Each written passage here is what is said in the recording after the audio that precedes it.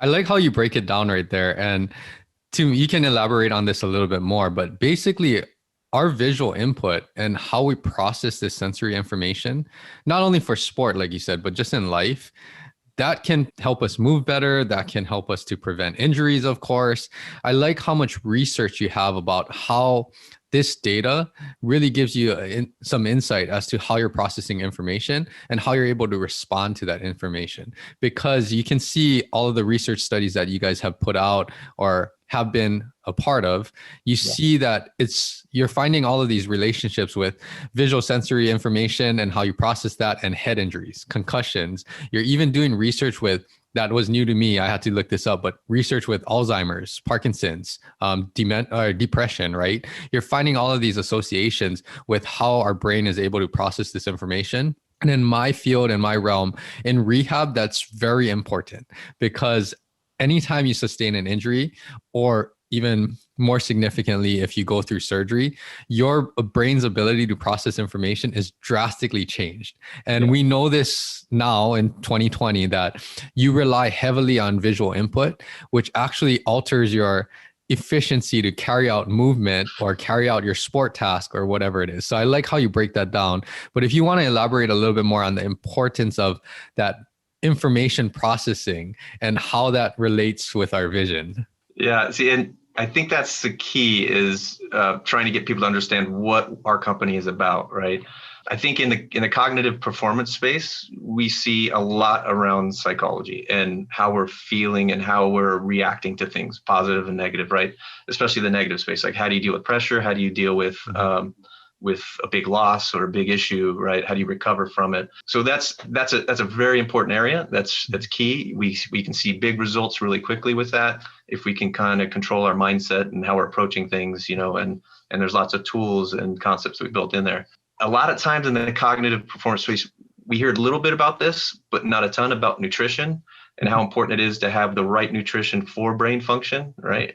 And then the other area which we don't tend to hear a lot of is this idea of processing, and which kind of sits underneath the emotional space, because really senses help us perceive the world. Like that's the reality. The first thing we get are our sensory inputs. And then from there, our senses are playing a big role in our emotional perceptions and our learning and even the way we're just interpreting those inputs that we're getting, right? And from there, again, could be debatable and argued, but processing is probably happening before a lot of the emotion really hits and before a lot of that psychology needs to be activated, right? Mm-hmm. So to give a real clear example for a lot of people is we feel our heart start pounding. Our system gets the heart pounding first. We're getting the senses, something's giving us some kind of input that gets our heart going.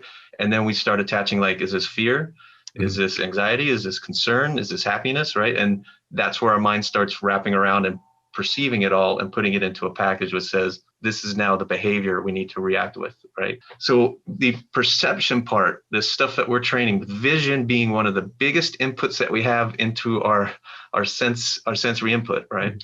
I mean, 70-80% of our performance comes from what we're understanding through our eyes. Mm-hmm. So that's such a huge input, so important that's why we focus a lot of attention around that and tie other aspects of reaction and understanding and perception into it, because that's where we start. Mm-hmm. That's for a lot of people. There was some research out of UCSD that was looking at elite warriors, for example, and they were seeing that elite warriors tended to have like almost a sixth sense. They were saying they had a pre-understanding of a threat that was about to come to them.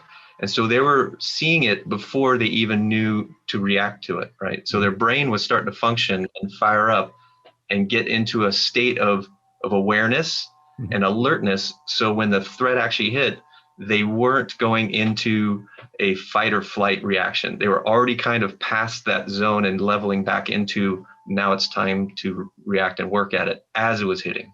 So they were picking up cues. And that's the key about perception.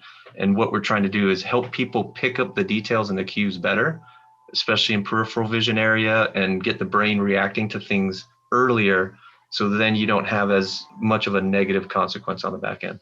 That is very interesting how you explain that. And I never thought about it like that, but oftentimes our senses come before. It's the precursor to what we cognitively can sense or feel, or, what kinds of emotions we're under, pressure, stress, all of those things. So that's extremely interesting.